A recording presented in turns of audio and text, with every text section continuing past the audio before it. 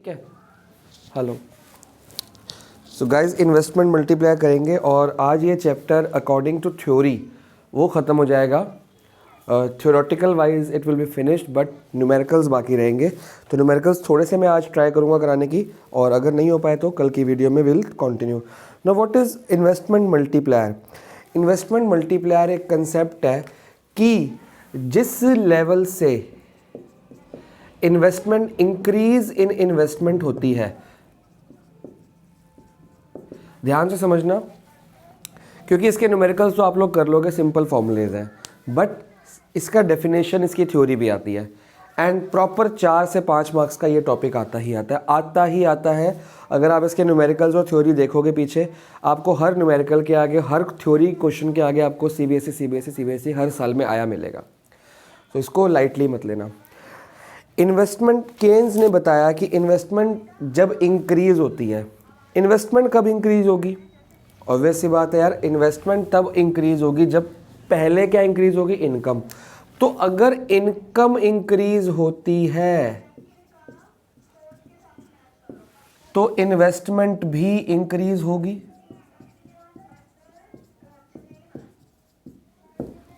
कि नहीं होगी? हमने ये देखा था कि इनकम इंक्रीज होती है तो इन्वेस्टमेंट भी बढ़ेगी, कंजम्पशन भी बढ़ेगी और सेविंग भी बढ़ेगी। हम अभी तक ये पढ़ चुके हैं। भाई हमारी सैलरी बढ़ी, हमारी खर्चा भी तो बढ़ेगा। हम पहले कुछ चीज़ नहीं खरीद पा रहे थे, अब खरीदेंगे। जब खर्चा बढ़ेगा, इनकम ज़्यादा उससे बढ़ती है तो कुछ सेविंग्स भी बढ़ती है। जब ये हमारा पूरा हो जाता है खर्चा, जब सेविंग्स हम करने लग पड़ते हैं, फिर हम इन्वेस्टमेंट को भी बढ़ाते हैं। सबसे पहले ये बढ़ती है, फिर ये बढ़ती है, फिर लास्ट में ये बढ़ती है। हमने ये देखा है। बट अभी सर हम इन्वेस्टमेंट के बारे में बात कर रहे हैं कि जब इनकम बढ़ती है तो इन्वेस्टमेंट भी बढ़ती है, लेकिन वो ये कह रहा है कि इनकम इन्वेस्टमेंट से डबल या ट्रिपल या कुछ टाइम्स रेट पे बढ़ती है। मतलब इनकम इंक्रीज मतलब डेल्टा वाई, ये होगा ना। इनकम में कितना इंक्रीज है वो डेल्टा वाई। फॉर एग्जांपल, अगर मैं इनकम लेता हूँ 100 रुपये और इनकम हो गई 200 रुपये, फिर इनकम हो गई 300 रुपये, बढ़ रही है, तो डेल्टा वाई कितना हुआ? 100 रुपये। ठीक है, अगर यही लेता हूँ तो कहता है कि इन्वेस्टमेंट भी इंक्रीज हो रही है। किस हिसाब से? मान लो पहले 40 थी, अब वो हो गई 60। ठीक है, इनकम एग्जैक्टली डबल हुई, लेकिन इन्वेस्टमेंट क्या डबल हुई? नहीं हुई। क्यों नहीं हुई? वो कह रहा है कि जब delta Y change in income होता है, ज़्यादा पोर्शन, कितनी इनकम चेंज हुई? 100 रुपये से बढ़ी, या 100 रुपये थी फिर 200 होगी, मतलब 100 रुपये। डेल्टा वाई कितना आया? 100 रुपये। अब जब 100 रुपये हमारी इनकम बढ़ी, क्या 100 रुपये से मैं सारी इन्वेस्टमेंट बढ़ा दूंगा? नहीं। 100 रुपये इनकम बढ़ने से मेरी फर्स्ट प्रायोरिटी रहेगी कि मैं अपना कंजम्पशन बढ़ाऊं।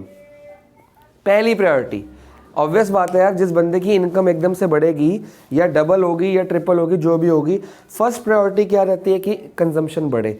पहले कंजम्पशन, इस 100 रुपये के अंदर कुछ हमारी कंजम्पशन बढ़ेगी। मान लो कंजम्पशन मेरी 50 रुपये से बढ़ गई। सेकेंड प्रायोरिटी रहेगी कि मैं कुछ सेव भी बढ़ाऊं, सेविंग्स बढ़ाऊं अपनी। तो मान लो मेरी जो सेविंग्स हैं, सेकेंड प्रायोरिटी है, वो 30 रुपये से बढ़ी। लास्ट आती है हमारी इन्वेस्टमेंट। इन्वेस्टमेंट हम तभी करेंगे, इन्वेस्टमेंट मतलब कोई घर, गाड़ी वगैरह, कुछ एसेट खरीदना। तो पहले यार आप जो खर्चा नहीं कर पा रहे थे, रोटी खाने की दिक्कत हो रही थी, या कुछ घर के कपड़े और घर का सामान, कुछ भी ऐसी चीज़ें थी जो आपको रेगुलर यूज़ के लिए, कंजम्पशन करने के लिए ज़रूरत थी, खर्चा करने के लिए, वो आप नहीं कर पा रहे थे। आपकी इनकम बढ़ी, आपका सबसे पहले कंजम्पशन एक्सपेंडिचर बढ़ेगा, फिर आपकी सेविंग भी बढ़ सकती है। लास्ट आपकी इनकम बढ़ी 20 रुपये से। मतलब एक अकेली इनकम बढ़ने से हमारा सब कुछ बढ़ता है। तो क्या कभी डेल्टा वाई जो है वो डेल्टा आई के इक्वल आ सकता है? नहीं आ सकता, क्योंकि डेल्टा वाई के अंदर ये सारे डेल्टा छुपे हुए हैं। डेल्टा वाई के अंदर सब कुछ बढ़ता है। जब सब कुछ बढ़ेगा, क्या इन्वेस्टमेंट के जो बढ़ना है वो इनकम के बढ़ने के बराबर होगा?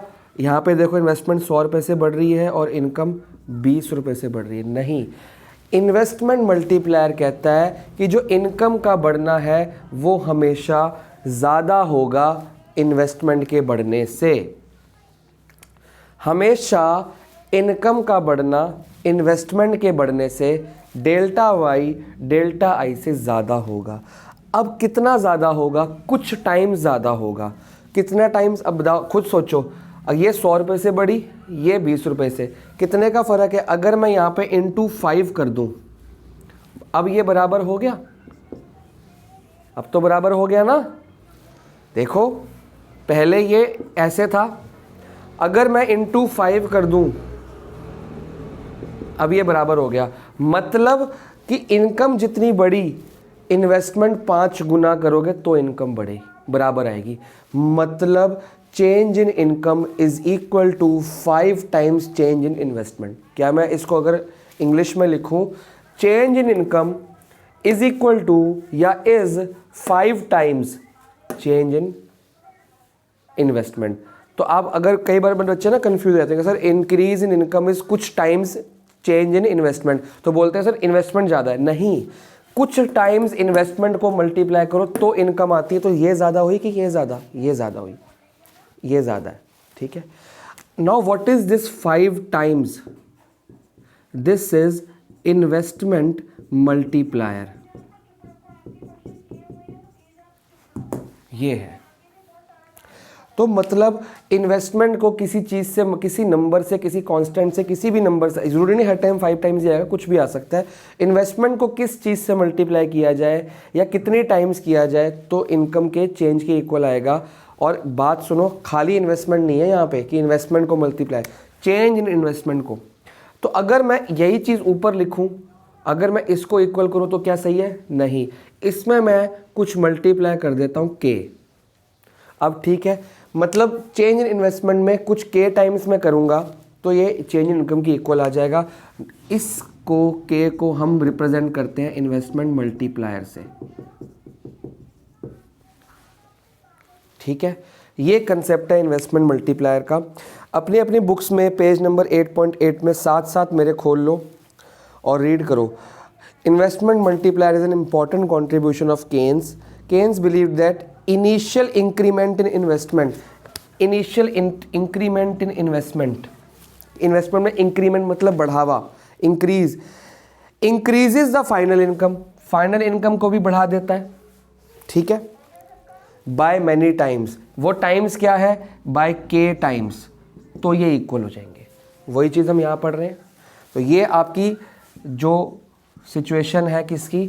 Investment multiply. In other words, change in income is multiple, change in income is multiple. किसका मल्टीपल? किसी भी नंबर का, is a multiple of change in investment. Multiplier बताता है कि कितना इन्वेस्टमेंट में चेंज आए, कितने टाइम्स इन्वेस्टमेंट का चेंज इनकम के चेंज की इक्वल है। हमको ये पता है यार इनकम में इतना चेंज आएगा तो इन्वेस्टमेंट में इतना चेंज आएगा। फिर रिपीट कर रहा हूँ, इनकम में इतना चेंज आएगा तो इन्वेस्टमेंट में इतना चेंज आएगा। तो हम बोलेंगे इन्वेस्टमेंट में जो चेंज है वो कुछ टाइम्स मल्टीप्लाई करता रहूँगा तो इनकम के बराबर। देखो इन्वेस्टमेंट में इतना चेंज आया, इसको मैं कुछ टाइम्स के से मल्टीप्लाई करूँगा, मल्टीप्लाई करके चीज़ें बढ़ती हैं तो बढ़ते बढ़ते ये बढ़ता रहेगा और ये डेल्टा वाई की इक्वल चला जाएगा। साफ साफ देसी भाषा में। अब मैं आपको इसका फॉर्मूला बताता हूँ और इसको एग्ज़ाम में निकालना कैसे, सारे फॉर्मूले एक एक करके हम डिस्कस करेंगे। ठीक है, हमको अभी मैंने आपको बताया पहला formula delta Y is equal to K delta I. अगर मैं के की वैल्यू निकालना चाहूँ तो फॉर्मूला क्या बनेगा? K is equal to delta Y upon delta I. ये फर्स्ट फॉर्मूला है जी आपका। आप ये याद कर लो, चाहिए ज़्यादातर ये यूज़ करते हैं क्योंकि एक ही बात है, उसको ट्रांसपोज किया गया है। ठीक है, और ये और करके कह सकते हैं, एक ही बात है, मतलब अलग अलग फॉर्मूले ये नहीं है। तो मतलब अगर इनकम में चेंज, अभी हमने क्या निकाला था, इनकम में चेंज कितना आया था? 100 रुपये से, जो अभी एग्जाम्पल में है। इन्वेस्टमेंट में चेंज कितना आया था? 20 रुपये से। आंसर अपने आप आ गया 5। हमने भी के को 5 माना था, 5 times. This is investment multiplier. ठीक है जी, आगे बढ़ते हैं। Relationship of multiplier and MPC, बहुत ध्यान से पढ़ेंगे जी क्योंकि ये बहुत इंपॉर्टेंट है। मल्टीप्लायर एंड एमपीसी, और ये लिखा रहेगा आपका। क्यों लिखा रहेगा अभी पढ़ते हैं। There exist a direct relationship between multiplier and MPC. अगर ये मल्टीप्लायर बढ़ेगा तो एमपीसी भी बढ़ेगी, अगर ये मल्टीप्लायर कम होगा तो एमपीसी भी घटेगी। जब ऐसा होता है इसको हम क्या बोलते हैं? Direct relationship.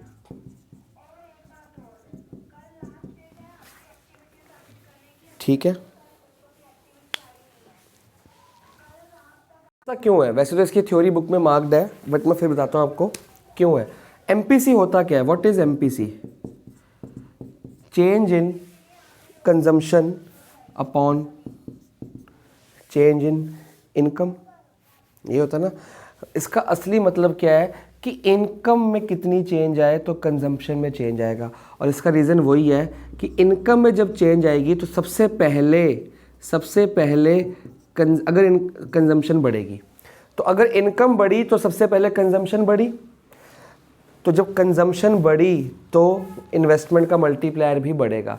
वो कह रहा है कि जितनी ज़्यादा आप कंजम्पशन बढ़ाओगे उतना ही, एक मेरी बात सुनो, डेल्टा वाई, बहुत ध्यान से, सबसे पहले क्या बढ़ी? कंजम्पशन बढ़ी, फिर क्या बढ़ी?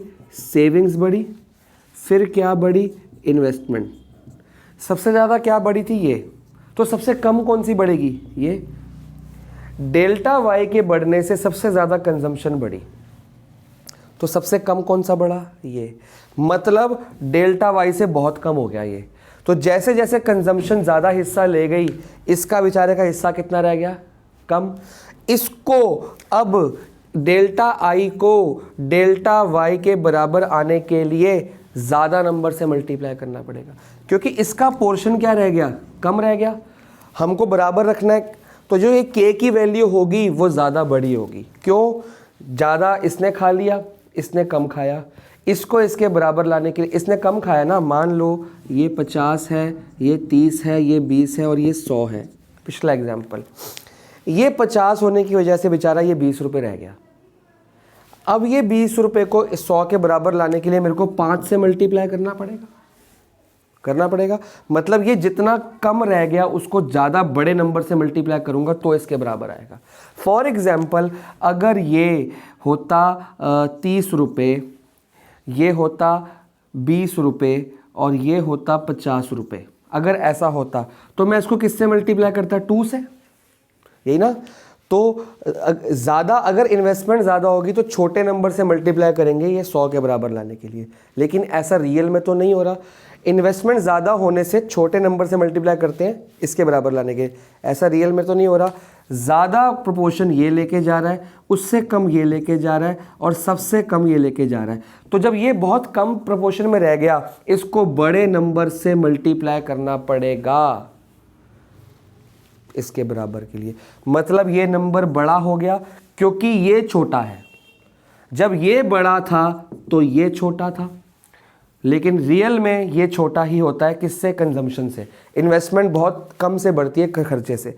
तो ये 20 रुपये छोटे होने की वजह से ये 5 रुपये बड़े हो गए। बड़े नंबर, ये छोटा है, बराबर लाने के किसी बड़े नंबर से मल्टीप्लाई करना पड़ेगा। तो ये k है, तो k की वैल्यू क्या हो गई? बढ़ गई।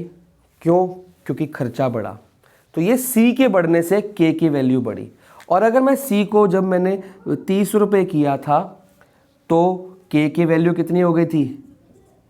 20 रुपये हुई थी ना, सॉरी 2 × 2 टाइम्स हुआ था तो घट गई।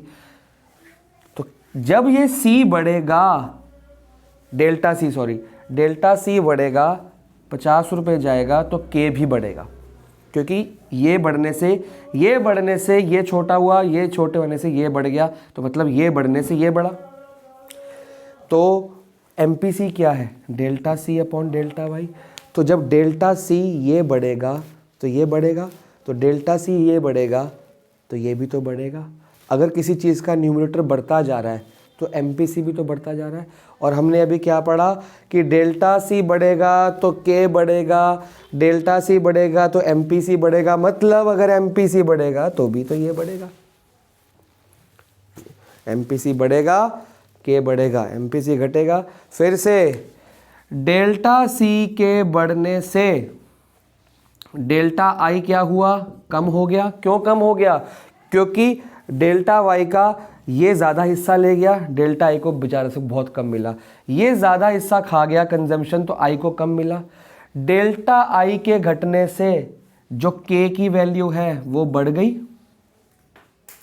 एक लाइन में लिखते हैं, डेल्टा सी के बढ़ने से डेल्टा आई घटा, डेल्टा आई के घटने से के की वैल्यू बढ़ गई, क्योंकि जितना ही छोटा नंबर होगा उसको बड़े नंबर से मल्टीप्लाई करना पड़ेगा ताकि डेल्टा वाई के बराबर आ जाए। तो मल्टीप्लायर डेल्टा सी से मल्टीप्लायर बढ़ा।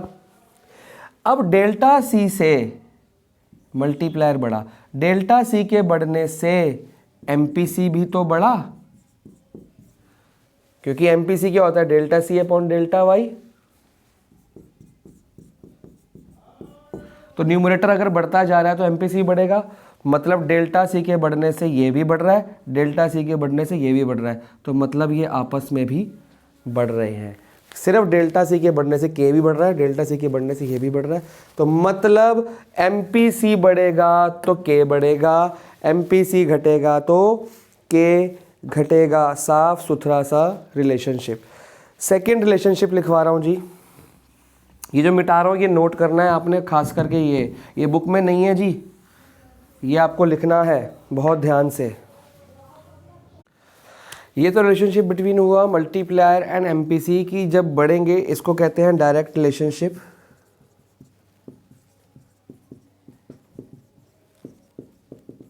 और एमपीएस से क्या रिलेशनशिप होता है,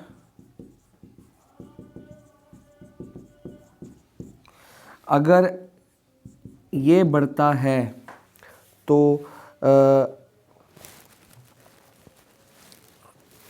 मतलब ये बढ़ता है तो ये बढ़ता है, और आप खुद देखो अगर एमपीएस बढ़ेगा तो के गिरेगा, और एमपीएस गिरेगा तो के बढ़ेगा, मतलब इनवर्स रिलेशनशिप। अब ये क्यों है जी सर, ये क्यों हुआ, तो ये भी आपको बताएंगे, डोंट वरी। ये इसलिए हुआ, एमपीएस और एमपीसी वन होता है, जब ये बढ़ जाएगा तो ये कम होगा कि नहीं होगा।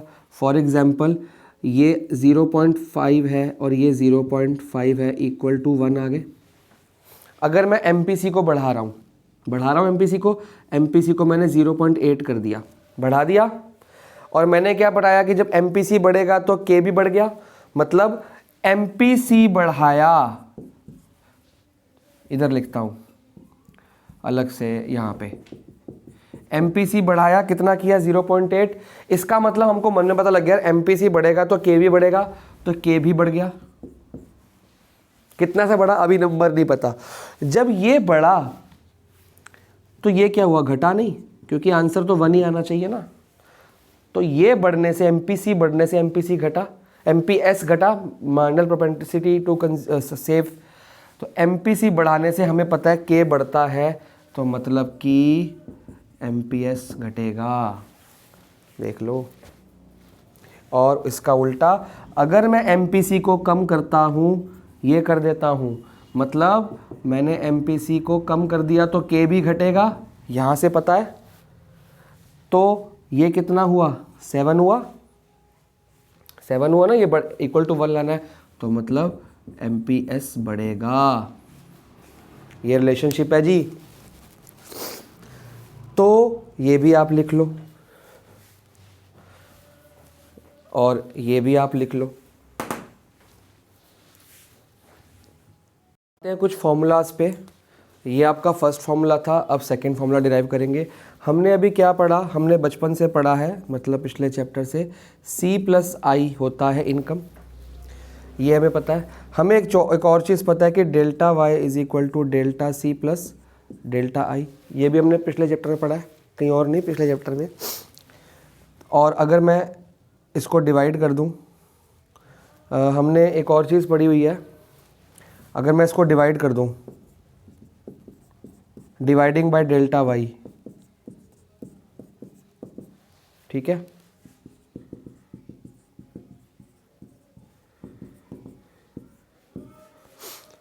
ये कट गया, 1 आ गया। What is delta C upon delta Y, हमको पता है एमपी सी होता है। व्हाट इज़ ये और ये नहीं पता क्या होता है, ये नहीं पता, लेकिन हमें ये पता है कि डेल्टा वाई और अपॉन डेल्टा आई कितना होता है के, और यहाँ पे उल्टा है, डेल्टा आई ऊपर है डेल्टा वाई नीचे। देखो इसमें वाई ऊपर है, इसमें आई नीचे है, इसमें आई ऊपर है वाई नीचे है, तो ये उसका उल्टा है। क्या मैं इसको 1/k लिख दूँ? ऑब्वियस बात है ना, अगर ये ऐसा अगर इसका रेसिप्रोकल करूँ क्या हो जाएगा 1/k, इसका क्या हो जाएगा delta I upon delta Y, reciprocal हो गया। ठीक है, तो इसको ब्रैकेट में लिखेंगे डेल्टा सी, ये बेटा आपकी डेरिवेशन है एग्जाम में आती है, थ्योरी लिखोगे साथ में ये भी लिखोगे, is equal to M P C and 1/k is equal to delta I upon delta Y. ठीक है, अब k का फॉर्मूला बनाना है बेसिकली हमने, किसका, k का। अगर मैं इस 1/k को इधर ले जाऊं, या एक काम करते हैं 1 माइनस, ठीक है, MPC को इधर ले गया। अब हमको तो k का आंसर निकालना ना, k की एक वैल्यू ये है, दूसरा फॉर्मूला बनाना है। अगर मैं रेसिप्रोकल दोबारा से कर दूं k, तो ये आ जाएगा 1/1 माइनस MPC, मतलब k is equal to 1 minus MPC, second formula जी।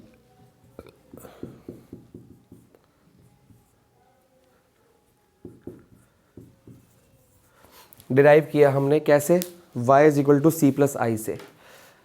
दोबारा देखो, डेल्टा डेल्टा कर दिया, क्योंकि ये हमारा ये भी फॉर्मूला पिछले क्लास में किया हुआ है, पिछले चैप्टर में।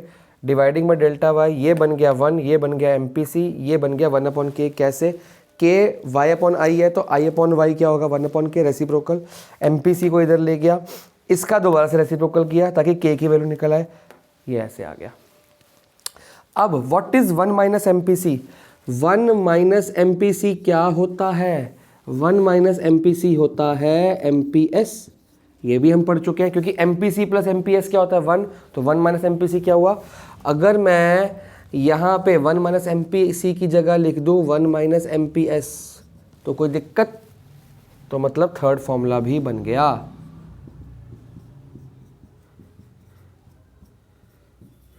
और ये आपका थर्ड फॉर्मूला है, और रिलेशनशिप बताता है के 1 MPS का रेसिप्रोकल है बेसिकली, मतलब अगर MPS घट रही है तो k बढ़ रहा है, MPS बढ़ रही है, डिनोमिनेटर है ना, बढ़ रही है तो k घट रहा है, उल्टा रिलेशनशिप चलेगा। तो ये तीन फॉर्मूले बेसिकली आपको पता लग गए। आगे बढ़ते हैं, इसको नोट कर लो प्रॉपर, सब कुछ ही नोट करा करो वैसे तो, पर ये तो करना ही करना है। वैसे तो ये बुक में भी है, पर डेरिवेशन आपको ढंग से समझ अभी आएगी। ठीक है जी, आगे बढ़ते हैं, इसी फॉर्मूलेस के हिसाब से कुछ चीज़ें सीखते हैं।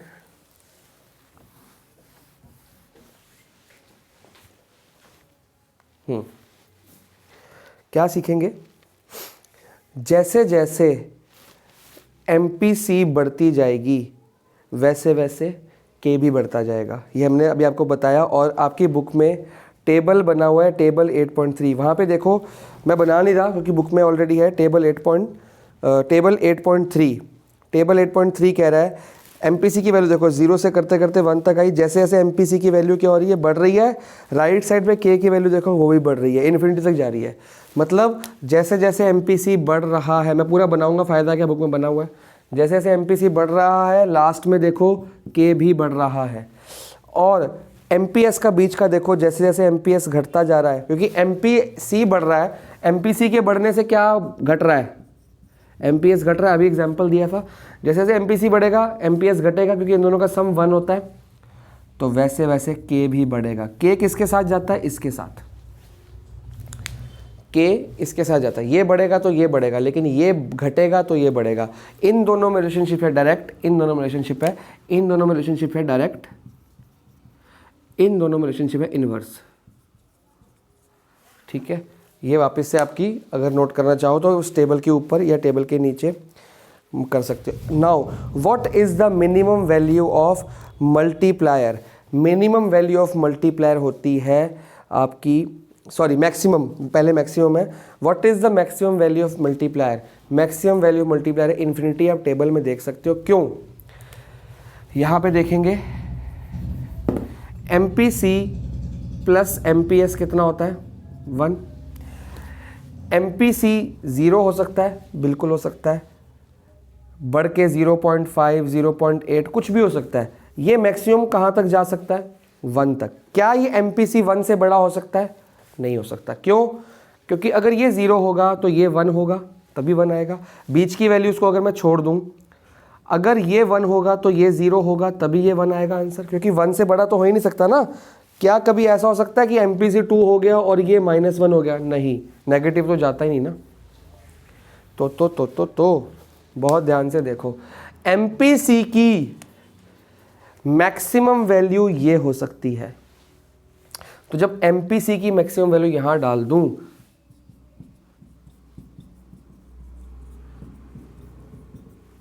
कितना आ गया? इन्फिनिटी। अगर MPC की मैक्सिमम वैल्यू पे जाऊं तो K की मैक्सिमम वैल्यू आ जाएगी, दैट इज इन्फिनिटी। मतलब अगर K का भी ग्राफ बनाऊं तो करते करते करते करते इन्फिनिटी तक जाएगा। जब MPC 1 होगी, जब MPC 1 होगी तो K कितना होगा? इन्फिनिटी।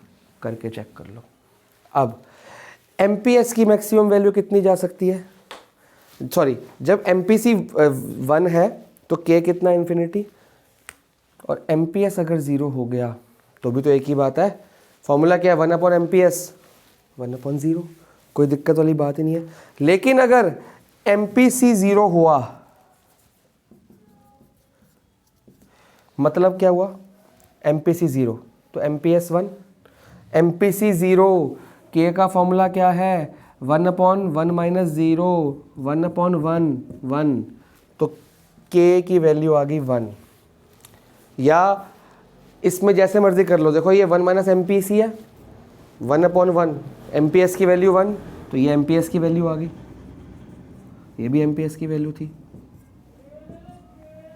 तो जो मर्जी डाल लो, चाहे ये डाल लो, तो मतलब मिनिमम वैल्यू ये रहेगी। K की मिनिमम वैल्यू कितनी रहेगी? 1। 1 से छोटा K नहीं हो सकता। क्यों? क्योंकि MPC की मिनिमम वैल्यू ये है, MPS की मैक्सिमम ये है, तो MPC की मिनिमम ये रहेगी, तो K की वैल्यू 1 रहेगी। और MPC की मैक्सिमम 1 है, तो K की मैक्सिमम इन्फिनिटी है। रीज़न समझ आ ही गया होगा आपको। नहीं आया तो अगली क्लास में समझा दूंगा, बता देना क्या समझ नहीं आया। तो ये हमने देखना है कि जो K है वो 0 से लेके, 0 से तो बड़ा हो सकता है, 0 भी हो सकता है, लेकिन 1 तक जाएगा। जो मैथ्स के बच्चे हैं वो ये क्वेश्चन समझ पाएंगे। मैथ्स में हम ऐसे लिखते हैं कि K लाइज बिटवीन 0 and 1, मतलब 0 से बड़ा और इक्वल टू हो सकता है, लेकिन 1 से छोटा और इक्वल टू हो सकता है। 0 से 1 के बीच में K लाई करता है। MPC 0 से 1 के बीच में, MPS 0 से 1 के, सब कुछ 0 से 1 के। लेकिन जब MPC 0 होगी तो K 1 होगा, MPC 1 होगी तो K इन्फिनिटी पे चला जाएगा। जैसे ये बढ़ा तो K भी बढ़ा, MPS घटा तो भी ये बढ़ा। तो ये चीज़ें आपने रिमेंबर रखनी है, ठीक है जी। आगे आपका वर्किंग ऑफ मल्टीप्लायर वगैरह वगैरह वगैरह हमने कुछ भी नहीं करना, हम सीधा न्यूमेरिकल्स पे आते हैं जी। न्यूमेरिकल से पहले हम करेंगे डायग्रामेटिक रिप्रेजेंटेशन ऑफ दिस। तो एक डायग्राम से बताएं इन्वेस्टमेंट मल्टीप्लायर की कि व्हाट इज़ डायग्रामेटिक रिप्रेजेंटेशन। हमने पिछली क्लास में पढ़ा था, अगर ये 40 है, व्हाट इज़ दिस? ऑटोनॉमस। पिछली क्या सब क्लासों में पढ़ा। तो हमने अगर C वाला तो चाहिए नहीं, हमको एग्रीगेट डिमांड पढ़ना है। तो एग्रीगेट डिमांड कितनी होती है? C + I। तो मतलब ये 40 और ये भी 40 लिया था, तो 80। तो ये 40 है तो ये 80। यहाँ से शुरू होगा आपका AD curve and it will go like this. This is AD C + I, ठीक है। और हमने एक और चीज़ पढ़ी थी कि जो हमारा AS कर्व 45 डिग्री का होता है, AS C + S। ये दो चीज़ें हमने 3-4 क्लासेस से पढ़ते आ रहे हैं इस चैप्टर में, ठीक है। अब ध्यान से देखेंगे जी, जब आपकी, हम क्या पढ़ रहे हैं, क्या बढ़ रहा है? इनकम बढ़ रही है। इनकम आपकी यहाँ पे ली हुई है और यहाँ पे आपका I भी चल रहा है और S भी चल रहा है और C भी चल रहा है, ठीक है। या इसको ADAS मान लो। चलो, जब आपकी इनकम बढ़ेगी, इनकम मतलब यहाँ से यहाँ तक बढ़ रही है, तो आपका, अच्छा ये आपका इक्विलिब्रियम पॉइंट आ गया, ये हम पढ़ चुके हैं। इक्विलिब्रियम पॉइंट होता है ये जहाँ पे AD is equal to AS। तो हर चीज़ आपने लिखनी होती है। नाउ जब इनकम बढ़ेगी तो कंजम्पशन बढ़ेगी, बोलो हाँ कि ना, बिल्कुल बढ़ेगी। जब इनकम बढ़ेगी तो इन्वेस्टमेंट बढ़ेगी, बोलो हाँ कि ना, बिल्कुल बढ़ेगी।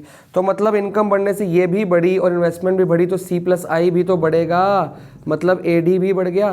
कंजम्पशन बढ़ी, इन्वेस्टमेंट बढ़ी, दोनों का सम भी तो बढ़ेगा, तो AD भी आपका बढ़ा। तो जब AD बढ़ेगा तो AD कर्व को मैं शिफ्ट कर दूं ऊपर, बिल्कुल कर दो सर, ये चला गया जी AD कर्व ऊपर, ठीक है। AD कर्व कहाँ चला गया, ऊपर। अब नया इक्विलिब्रियम कहाँ पे बना, E डैश पे बना कि नहीं बना, जहाँ पे AD AS को मीट करता है। अब पहले इनकम कितनी थी, इतनी थी OY, अब इनकम कितनी है, इनकम बढ़ी कि नहीं बढ़ी, यहाँ पे इनकम बढ़ी, कितनी इनकम बढ़ी, इतनी बढ़ी जी।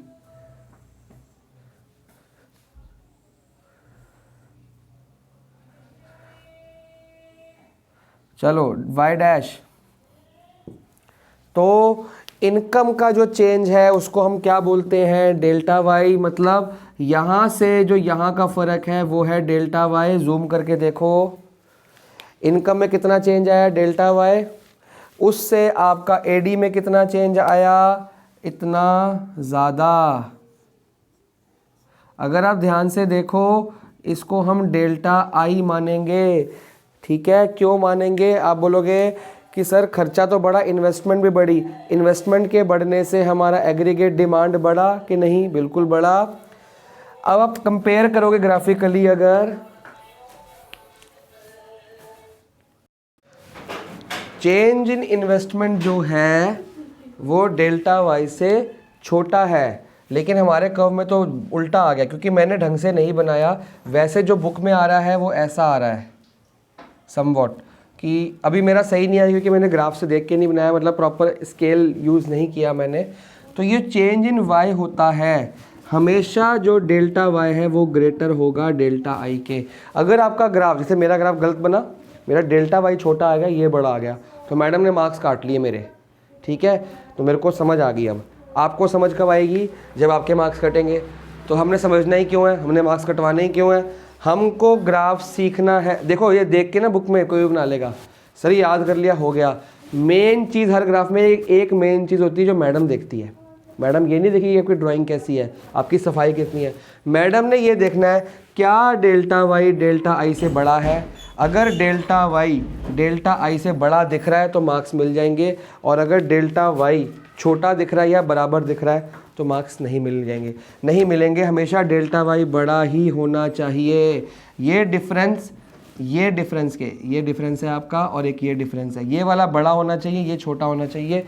क्योंकि मैंने स्केल यूज़ नहीं किया और ढंग से नहीं बनाया तो मेरा इसलिए गड़बड़ आ रहा है।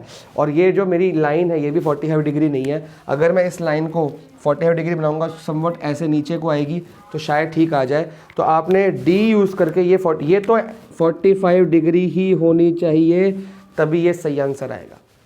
तो अपनी कॉपी में प्लीज़ 2 से 3 बार बना के देखो, पहली बार में सही नहीं आता। ये देखने में बड़े आसान लगते हैं, इकोनॉमिक्स के कर्व्स डायग्राम्स होते नहीं है।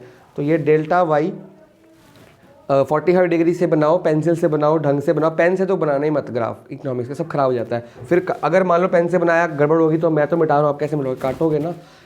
इकोनॉमिक्स के मैक्रो के जितने भी डायग्राम्स हैं पेंसिल से बनेंगे जी, घर पे भी, मेरे टेस्ट में भी, स्कूल में भी, ताकि अगर मिस्टेक हो जाए तो मिटा दो। बात समझ आ रही है।